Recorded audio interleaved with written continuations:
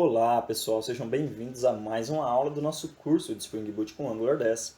Eu me chamo Valdir César e nesta aula nós vamos finalizar os ajustes no nosso back-end. Então na aula anterior nós iniciamos alguns ajustes fazendo algumas validações lá nos campos das nossas classes. Então, por exemplo, nós não conseguimos mais criar uma classe categoria, um objeto do tipo categoria, com um nome vazio ou uma descrição nula, que a gente colocou validações, como por exemplo eu fiz aqui uma requisição do tipo post passando o nome vazio. Ele retorna para a gente aqui uma exceção do tipo method argument not valid exception, e aqui ele traz um array de erros para a gente. Então aqui ele inicia o array, tá vendo? Ele vai até lá embaixo. Beleza, então o primeiro erro, por exemplo, aqui foi campo nome, deve ter entre 3 e 100 caracteres. Beleza, uma validação que a gente fez lá. E o campo nome é requerido, ótimo. E aqui embaixo tem também o campo descrição é requerida, que nós não passamos a descrição aqui. Então ele está fazendo essas validações. Só que essa mensagem está bem esquisitona, né? Tá um erro muito feio aqui. O que interessa para a gente aqui é apenas a mensagem de erro e o campo do erro. Então aqui o field, por exemplo, o campo nome. Certo? Então nós vamos criar uma classe que vai receber a mensagem do erro e o field name, o nome do campo. Então vamos voltar no nosso projeto, vamos abrir aqui o resources.exception, vamos criar uma nova classe que nós vamos chamar aqui de fieldMessage. Ótimo. Então essa nossa classe ela implementa o serializable também, então vamos colocar aqui implements serializable. Vamos adicionar o serial version ID aqui para ele padrão 1L mesmo. E aqui nós vamos criar as variáveis então. Private string field name, nome do campo, e um private string message, que vai receber a mensagem do erro. Ótimo, vamos adicionar aqui então um construtor da superclasse, um construtor utilizando os parâmetros ali, e os getters e setters aqui. Beleza, apenas do field name e do message. Vamos organizar o código e salvar. Ótimo, maravilha. Então, para esta classe é isso, não precisamos mexer mais nela aqui.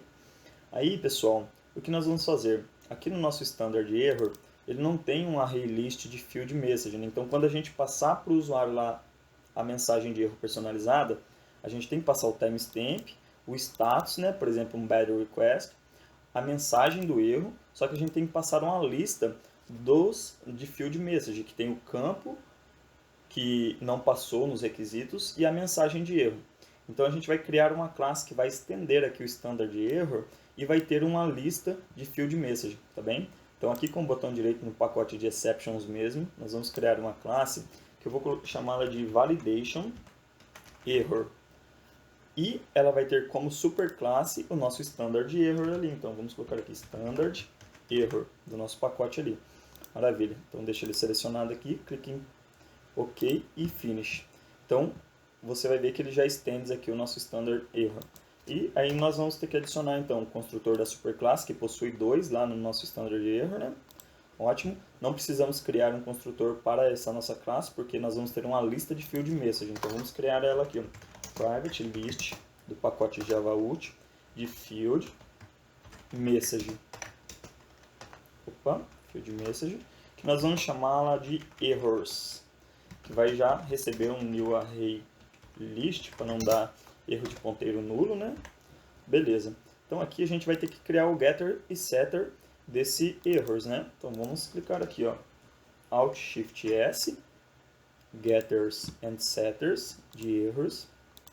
Beleza, então ele criou aqui o getter e setter. Só que eu não vou querer um set errors. Eu vou fazer o seguinte, eu vou adicionar um erro. Então eu vou colocar aqui add errors. E nós vamos receber aqui, ó, não vai ser uma lista de field message já de uma vez, nós vamos receber erro por erro. Então a gente vai adicionando aqui na nossa lista. Então a gente vai fazer assim, ó, string field name, que é o nome do campo, string message, que vai ser a mensagem de erro. Beleza, daí a gente vai fazer assim, ó, bem simples. This.errors.add, aí nós vamos instanciar um novo field message aqui, passando como argumento ali o nosso field name e a nossa message. Ótimo.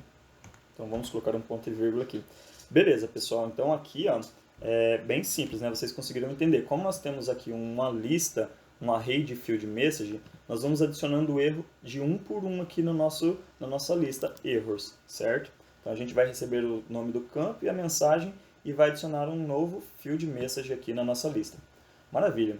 Então aqui nós vamos voltar aqui no nosso Resource Exception Handler e vamos criar então um manipulador de exceção para aquela exceção lá que nós recebemos, que é aquela exceção grandona lá, o method, que method de argumento, né? Vamos copiá-la aqui e vamos fazer o seguinte, eu vou deixá-la aqui no nosso projeto aqui, nós vamos copiar esse código aqui, que é bem boilerplate, então a gente, é só uma atualização ou outra que a gente deve fazer. Então vamos tirar ele daqui e a gente vai fazer o seguinte, agora não vai ser um data integrity, vai ser esse method argument, aqui mesma coisa, aqui nós vamos chamar de validation errors, vamos dar um Ctrl Shift para ele importar ali, né? Então ele importou e parou de dar erro. Aqui nós não vamos instanciar agora o nosso standard de erro quando a gente receber um erro desse tipo aqui. Nós vamos instanciar um validation, então colocamos aqui um validation error, porque é o validation error que tem a lista de field message. Então vamos dar um Ctrl C aqui, vamos colar aqui também um new validation error, beleza? Passando aqui. Só que aqui a gente não vai passar mais o e.getMessage, porque o e.getMessage é essa mensagem grandona aqui, ó. Então a gente vai, essa uma aqui, ó, validation, a gente vai colocar assim, ó. A gente vai colocar uma personalizada nossa aqui. Então vamos colocar aqui erro na validação dos campos. Maravilha. Aí o que nós vamos fazer? Como nós temos agora um objeto do tipo validation error, e esse objeto aqui, ele tem então uma lista de field message, né? Então a gente vai fazer o seguinte, ó. Nós vamos criar um for each aqui, então for, abre e fecha chaves aqui, para cada field error. Então o que nós recebemos aqui, ó, é um field error. Então para cada field error que nós tivermos aqui, ó, nós vamos fazer assim, ó. Nós vamos chamar ele de x e nós vamos fazer assim, ó, o e.getBinaryResult .get field errors aqui. Beleza, get field errors. Então vamos apagar aquele e ali. É errors, tá bom? Não é error não. Beleza. Então para cada field error que nós recebemos ali, nós vamos adicionar esse novo erro aqui na nossa lista de error, certo? Então nosso error.add errors, passando o campo e passando a mensagem. Então o campo vai ser o nosso x.getFieldName, getField aqui, beleza? E aqui vai ser o nosso x.getDefaultMessage. Beleza, então vamos salvar aqui. Agora a gente já está tratando aquela exceção de forma personalizada. Então vamos voltar lá no nosso Postman. Eu salvei todo o projeto aqui, tá bem? O meu projeto já está... Ah não, ele não está rodando ainda, pessoal. Vamos iniciar ele aqui já então. Então clica com o botão direito, Run as Spring Boot App. Vamos aguardar ele subir aqui. Ótimo, então ele está subindo aqui. Vamos voltar lá no nosso Postman. Então você vai ver que agora a gente vai receber os mesmos argumentos que nós recebíamos antes, que seria ali o timestamp, o status, e agora a gente vai receber uma lista, um array de erros lá, certo? De field message no caso. Então vamos dar um send aqui para você ver. Então dando um send aqui, pode ver ó, que ele trouxe o timestamp, o status, que é um 400, né? Um better request, o error, que nós passamos lá, erro na validação dos campos, maravilha, e os erros que não atenderam aqueles requisitos, os campos, né, que não atenderam os requisitos. Então o campo nome, ele é requerido, porque ele foi vazio. O campo descrição é requerido, porque nós não passamos um campo descrição, então ele chega como nulo lá. E o campo nome, ele deve ter entre 3 e 100 caracteres. Então se a gente, por exemplo, colocar aqui RRR e dar um send, esse erro aqui já não vem mais pra gente. Então vamos dar um send aqui. Ótimo, tá vendo? Então ele já atendeu os requisitos lá, ele tem entre 13 e 100, ele passou no campo requerido, beleza? Agora o único erro que vai vir pra gente é a descrição, que a gente não passou aqui. Então a gente pode fazer assim, ó. Por exemplo, eu vou passar aqui uma descrição, vou colocar aqui descrição, vou colocar umas letras qualquer aqui. e vou dar um send. Então, você vai ver que agora ele dá um 201 created pra gente, que não deu nenhum erro, ele passou em todos os requisitos lá.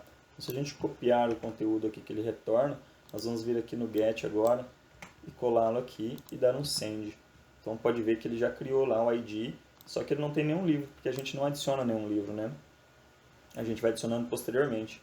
Maravilha, pessoal. Então, basicamente é isso que nós tínhamos que implementar, os ajustes aqui no nosso endpoint.